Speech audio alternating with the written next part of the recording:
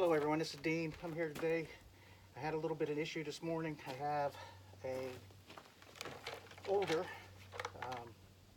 Cub Cadet premium grade SS470 that I've been using for about the last 2.5 years or so to maintain my property here. I got about 50 acres or so here in West Virginia.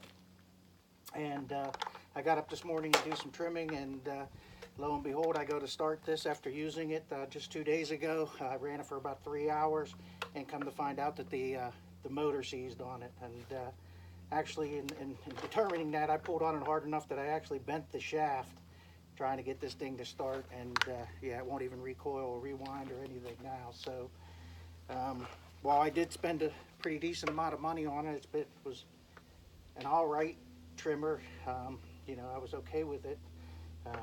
I just didn't feel like I bought it from Tractor Supply, spent over $200 on it. Only lasting 2 years. I just don't feel like it's something that I'd want to invest in that product again.